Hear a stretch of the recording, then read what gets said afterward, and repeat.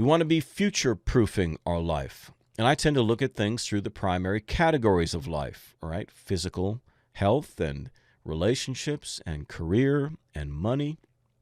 These are all elements that are primary in our life. They are foundational to our life. But most people really aren't future-proofing. They're not using wisdom to do this. And as I said in the first episode, I'm selling responsibility, so I don't get necessarily a lot of takers. I'm not crafting and putting out my content online based on what people want.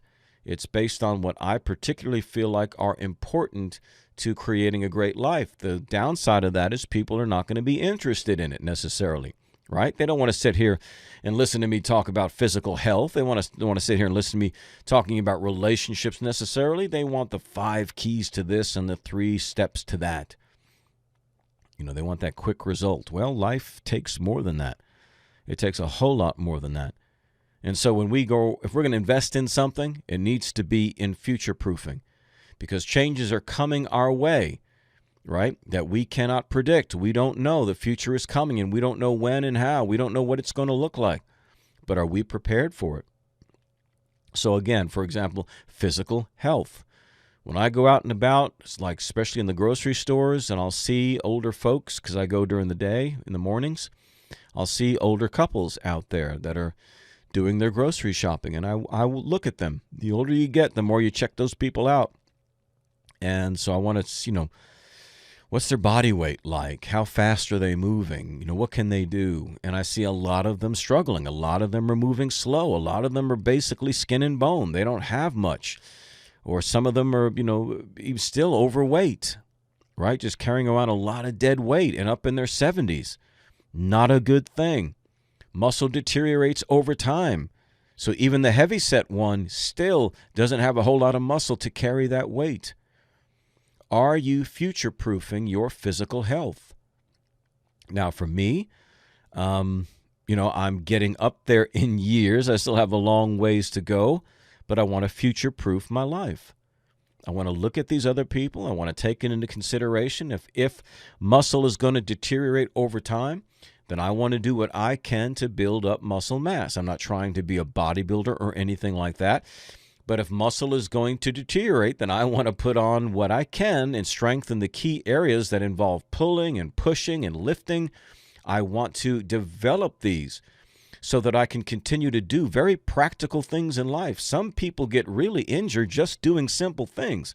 Most people don't get injured doing, something crazy. It's just they pull their back out. It's they fell off of this. They got hurt trying to pick up that.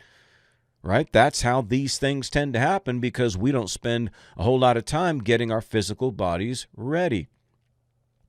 So like with exercise, I tend to do, again, weight lifting, but I'd like to do compound movements. As my friend Pat McNamara likes to say, the body is not supposed to be trained just in isolation, but with compound movements. And so most people, when they go to the gym, they're going on leg day and back day and chest day or whatever. That's training like a bodybuilder. But we're not bodybuilders, and we're not trying to compete in bodybuilding competition. So why are we training just that way? The body works together, so we should be doing things that involve more compound movements that involve several muscle groups. So I'll try to do that with some heavier weight, like squats and deadlifts and things like that, military presses, things to build up the upper body. Because I'm going to need that strength. I'm going to need that power. I'm going to need that muscle mass as I get older. I don't want to be like those people walking around skin and bones, moving very slow, struggling just to pick up, a can of beans from the bottom shelf of a grocery store. I don't want that. So I want to pay attention to what I'm doing with my body. I want to be cognizant of health. I've learned more about health in the past few years than I ever knew before, and I thought I knew stuff before. I was thinking like most people do, that health has to do with weight. How much weight? Are you overweight? What calories are you eating? I don't even look at things that way. I'm looking at things in terms of, honestly, health, right? I want to be healthy, and a healthy body may not necessarily be in these other conditions, right? So I want to be healthy. And I've learned a lot about that. But there's things that I did not know about.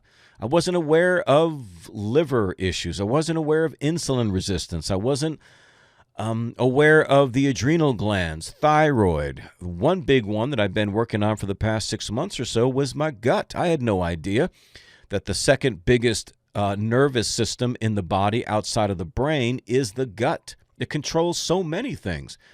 So I've been learning about that, taking things like organic probiotics and apple cider vinegar, and it's made a tremendous difference in my life. Tremendous. But I didn't know about this before, and I thought I was being healthy. So I'm taking in trace minerals. That's another big one I had no idea about.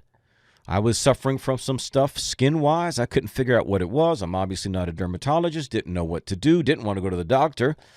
And so I was changing some things diet-wise, and based on counsel, I started to add trace minerals into my diet, not to have anything to do with the skin issues. I just started adding them to my diet, plus eating more fresh vegetables.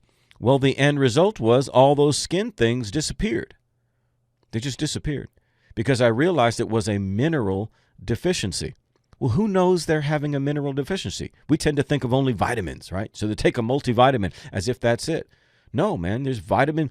I eat nutritional yeast daily because it's packed with all of the essential B vitamins that I need, right? I need vitamin C in spades daily. And so I'll use lemon juice. And, of course, the fresh vegetables have vitamin C.